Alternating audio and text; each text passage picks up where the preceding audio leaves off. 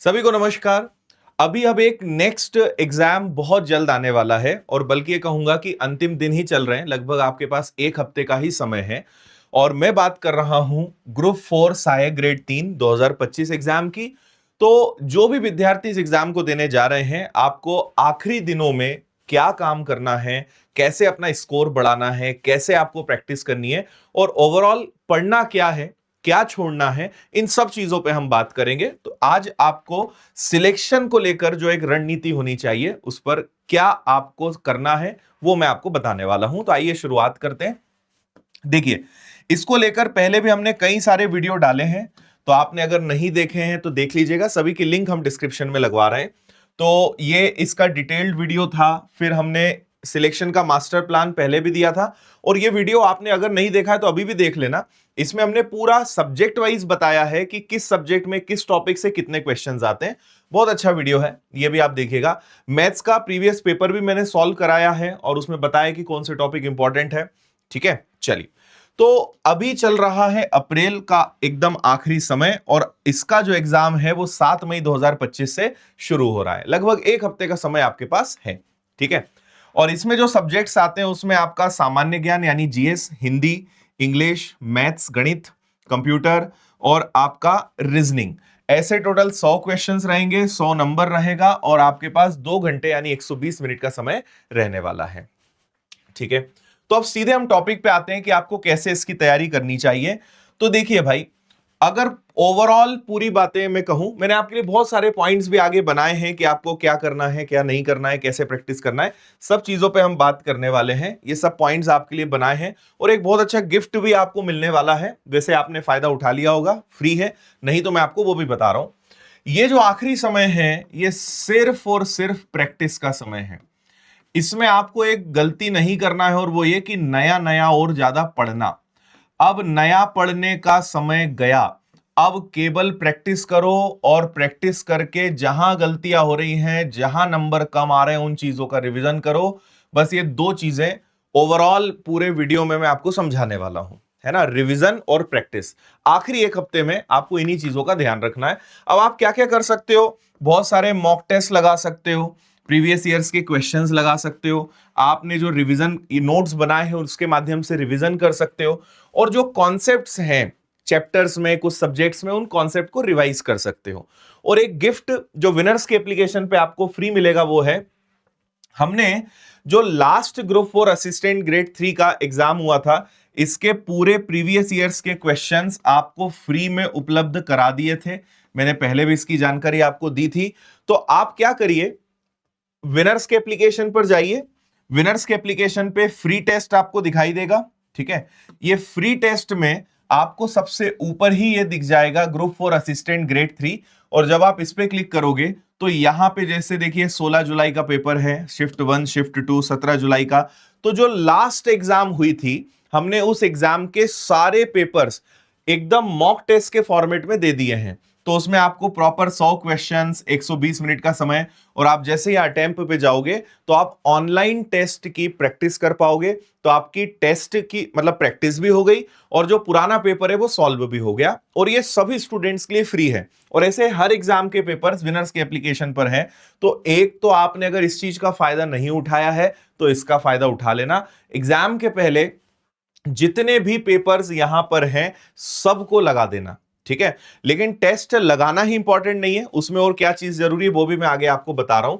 तो देखिए, अब कुछ टिप्स हैं, जल्दी जल्दी सारी चीजों को सुन लीजिए और बहुत काम की बातें हैं, क्योंकि बहुत सारे स्टूडेंट्स एग्जाम देने के बाद समझ पाते हैं कि क्या चीजें करनी चाहिए थी और क्या नहीं करना चाहिए था, है ना। और विनर्स की एक टेस्ट सीरीज भी है जो मैं आपको लास्ट में बताऊंगा, वो भी आपके पास होनी चाहिए।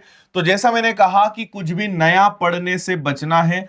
अब नया पढ़ने का समय नहीं है, जो पढ़ा है उसको रिवाइज करना है। जो पढ़ा है वो कितना दिमाग में बैठा हुआ है इसको हमें श्योर करना है, इसलिए रिवीजन पे फोकस करें। ठीक है, अब जो छूट गया, जो रह गया, आपको लगता है कि यार अब उतना समय नहीं है कि इसको पढ़ेंगे, क्योंकि पढ़ तो लोगे लेकिन क्या उसको रिवाइज कर पाओगे? और अगर रिवाइज नहीं कर पाओगे तो आपने पढ़ा तो है लेकिन बिना रिवीजन की चीज पक्का दिमाग में बैठती नहीं है। तो इसलिए नया पढ़ने से बचना है, और जो पढ़ा हुआ है पहले से, जो अच्छे से सब कुछ करा है, उसका रिवीजन करने में आपका ज्यादा फायदा है। इसलिए रिवीजन पे फोकस करिए, नया पढ़ने से बचना है।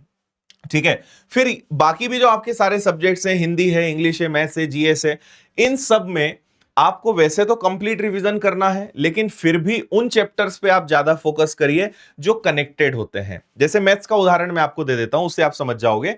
मान लीजिए मैथ्स में दो चैप्टर्स ऐसे होते हैं, जैसे एक हो गया आपका रेशो यानी अनुपात, एक हो गया आपका परसेंटेज। ये दो ऐसे चैप्टर्स हैं जिससे बाकी सारे चैप्टर्स कनेक्टेड हैं। तो आपको अगर बाकी चैप्टर्स में कॉन्सेप्ट्स को यूज अच्छे से करना है, तो ये दो चैप्टर्स के कॉन्सेप्ट्स क्लियर होने चाहिए। तो आप क्या करो, इनकी थोड़ी और प्रैक्टिस कर जाओ, इनको और चाहो तो रिवीजन कर लो, इनके थोड़े से और क्वेश्चंस लगा लो, तो आपके बाकी चैप्टर्स में आपको सपोर्ट कर देंगे। तो हर सब्जेक्ट के जो कुछ इंपॉर्टेंट चैप्टर्स होते हैं या कुछ ऐसे महत्वपूर्ण कॉन्सेप्ट्स होते हैं जो बाकी सब जगह पूरा रोल निभाते हैं, बाकी चैप्टर्स में काम आते हैं, वो आपको बहुत अच्छे से पढ़कर जाना है। ठीक है। तो आप हर सब्जेक्ट में जो भी इंपॉर्टेंट चीजें हैं, इंपॉर्टेंट टॉपिक्स हैं, उन सबको आप अच्छे से पढ़ के जाइए। ठीक है।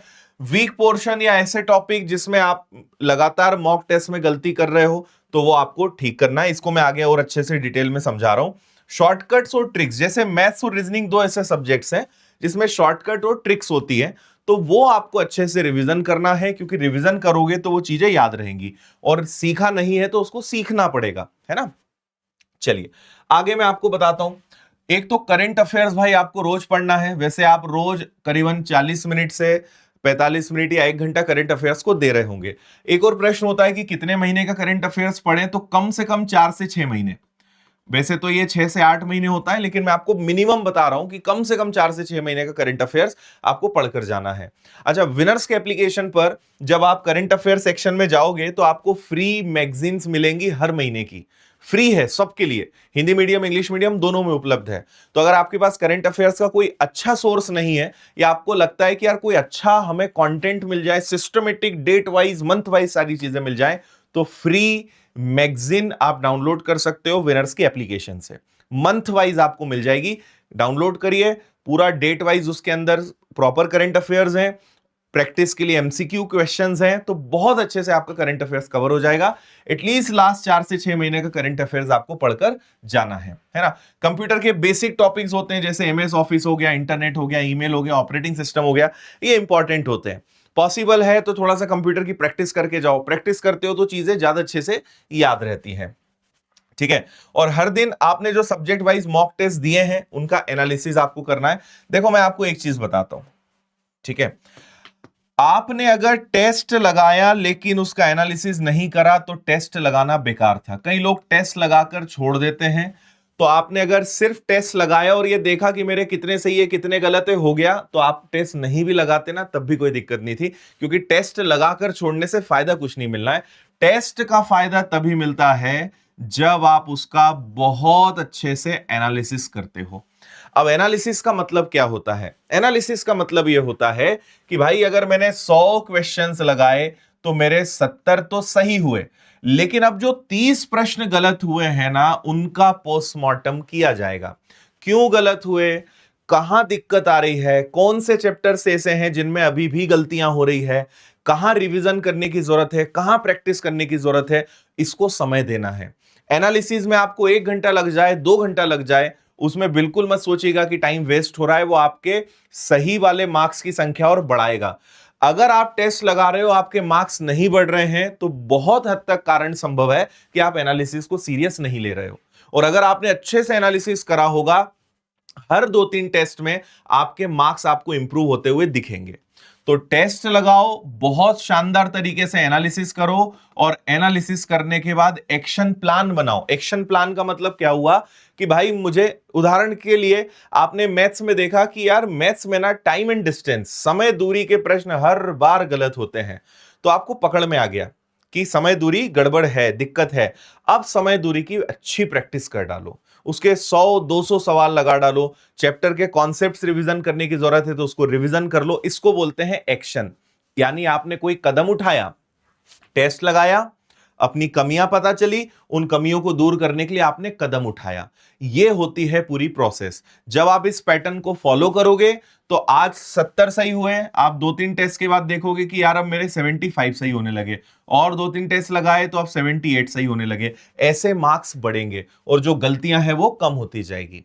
इसलिए टेस्ट का एनालिसिस अगर नहीं कर रहे हो, आपके मार्क्स नहीं बढ़ेंगे। और ये एक बहुत बड़ा कारण है कि कई लोग पढ़ रहे हैं, पढ़े जा रहे हैं, पहली बात तो प्रैक्टिस ही नहीं कर रहे, वो सोचते हैं टेस्ट लगाने से टाइम वेस्ट होता है। पढ़ो, ज्यादा से ज्यादा पढ़ो, ये आपकी बहुत बड़ी गलती है। आप जब एग्जाम देने जाओगे, आपको अगर टेस्ट की प्रैक्टिस नहीं है, ऑनलाइन एग्जाम्स आपने नहीं दिए हैं, आपने टेस्ट पेपर नहीं सॉल्व करे हैं, आपका टाइम मैनेजमेंट बहुत बुरा बिगड़ेगा। आपको पता ही नहीं चलेगा 2 घंटे कब निकल गए, आप कुछ ही क्वेश्चन में फंसे रह जाओगे और आप उलझ जाओगे। इसलिए टेस्ट को बहुत सीरियसली लेकर जाना, और आज से जब भी कोई टेस्ट लगाओ, ये मानकर लगाओ कि आप रियल एग्जाम में बैठे हो।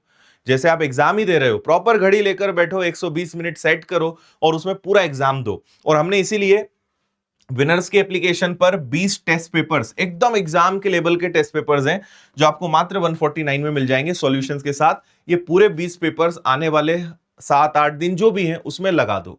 कुछ लोगों को और एक्स्ट्रा टाइम भी मिल जाएगा, तो ये आपको लगा लेना है, जिससे रियल एग्जाम की आपकी प्रैक्टिस होगी एकदम शानदार तरीके से। तो ये भाई आप लोग जरूर कर लेना, है ना। इसके अलावा भी हमने कुछ और पॉइंट्स यहां पर लिखे हैं, आप इनका स्क्रीनशॉट लेके इनको पढ़ सकते हो, है ना। पिछले वर्ष के जो प्रश्न पत्र है ना, उनका एनालिसिस बहुत जरूरी है, और इसीलिए हमने उनको आपको मॉक टेस्ट में दे दिया। तो आप देखो प्रश्नों का पैटर्न कैसा आता है, कैसे क्वेश्चंस आते हैं, लेवल क्या आता है, ये सारी चीजें खुद से एनालिसिस करोगे ना, तो और ज्यादा अच्छे से आप चीजों को समझ पाओगे, है ना। तो पुराने पेपर को इग्नोर नहीं करना है, पुराने पेपर की रिसर्च करना है। उससे आपको समझ में आता है कि पेपर बनाने वाले का सोचने का तरीका क्या होता है, क्योंकि हमारा तरीका और उसके तरीके में बहुत अंतर है। और जब हम पेपर्स को एनालिसिस करते हैं तो पकड़ में आता है एग्जामिनर की थॉट प्रोसेस क्या है, और वही आपको सफलता दिलाती है ना। फिर जो शॉर्ट नोट्स हैं, आपने कुछ फॉर्मूले लिखे हैं, कुछ इंपॉर्टेंट डेट लिखी है, कुछ आपने खास खास वन लाइनर चीजें आप लिखते हो, उनको अच्छे से पढ़ो। टाइम मैनेजमेंट को सीखो। टाइम मैनेजमेंट में बता चुका हूं, टाइम मैनेजमेंट ऐसा नहीं है कि एग्जाम में ठीक हो जाएगा। अभी से हर बार इतने अच्छे से प्रैक्टिस करके जाओ कि आपका टाइम मैनेजमेंट वहां पे, यहां अच्छा होगा तो वहां अपने आप अच्छा होगा। और अगर यहां पे आप प्रैक्टिस नहीं करके गए तो एग्जाम में आपका टाइम मैनेजमेंट नहीं, मिस मैनेजमेंट हो जाएगा। पेपर देने के बाद कई लोग बोलते हैं यार काश थोड़े से टेस्ट लगा लेते, समय का पता ही नहीं चला, टाइम मैनेजमेंट हमारा गड़बड़ हो गया, बन तो सब रहा था लेकिन टाइम कब निकल गया पता ही नहीं चला, टाइम मैनेज ही नहीं कर पाए। तो अगर ये चीजें नहीं हो तो इसलिए अच्छे से प्रैक्टिस करके जाना, अच्छे से टेस्ट लगाकर जाना भाई, ठीक है। बाकी अपनी हेल्थ का भी बहुत विशेष ध्यान रखो, क्योंकि अभी गर्मी भी पड़ रही है ना, मौसम भी चेंज होता रहता है, और इतनी मेहनत करी और पता चल रहा है कि कुछ लापरवाहियों के कारण बहुत ठंडा पानी पी लिया, है ना, या कुछ बाहर का खूब खा के आ गए, शादियों में अच्छा खासा पूरा कुछ खा लिया, तो तबीयत गड़बड़ हो गई तो सब मेहनत पे पानी फिर जाएगा। इसलिए उसका भी आप ध्यान रखें, ठीक है। तो इन चीजों का पालन करें और ये टेस्ट सीरीज जरूर आप लगाएं, पूरे 20 पेपर सॉल्व कर डालो। बहुत अच्छी टेस्ट सीरीज है, बहुत रिसर्च के बाद, और नए अपडेटेड पैटर्न और संभावित क्या चीजें आ सकती हैं उन सबको ध्यान में रखते हुए हमारी टीम ने बेहतरीन टेस्ट पेपर बनाए हैं, ये आप लगा लेना, है ना। बाकी पूरा कोर्स भी उपलब्ध है, पर आप चाहो कि अब पूरा कोर्स पढ़ना तो संभव नहीं है, लेकिन आप चाहो कि कोई सब्जेक्ट पढ़ने का समय है या पढ़ना चाहते हो या कुछ टॉपिक्स, तो आप अभी भी ले सकते हो, बहुत कम फीस है इसकी, ठीक है। इसके अलावा ये मैं आपको बता चुका हूं कि हमने फ्री सुविधा आप लोगों के लिए दी है, तो पीवाईक्यू मॉक टेस्ट विनर्स के एप्लीकेशन पे मिल जाएंगे, इनको तो लगा ही डालना, बहुत फायदा आपको इन चीजों से मिलने वाला है, ठीक है भाई। बाकी ग्रुप वन सब ग्रुप 1 है, इसके अलावा ग्रुप 1 सब ग्रुप 3 है, ये सारे कोर्सेज भी विनर्स के एप्लीकेशन पर हैं। तो आपको प्ले स्टोर पे जाना है, विनर्स इंस्टीट्यूट ऐप, किताबों के लिए विनर्स पब्लिकेशंस ऐप है, बाकी आपको सारी डिटेल्स यहां पर दिख रही है ना। तो मेरी तरफ से आप सभी को बहुत सारी शुभकामनाएं, बहुत अच्छे से अपना एग्जाम दीजिए, जो बातें आपको बताइए उन सब चीजों का ध्यान रखिए, और आखिरी दिनों में अच्छे से रिवीजन करिए, खूब सारी प्रैक्टिस करिए, टेस्ट पेपर्स लगाइए, एनालिसिस करिए, कमियों को दूर करिए और चुन चुन कर दूर करिए, वही आपको सफलता दिलाएगी। तो थैंक यू, जय हिंद, शुभकामनाएं आप सभी को, ऑल द बेस्ट।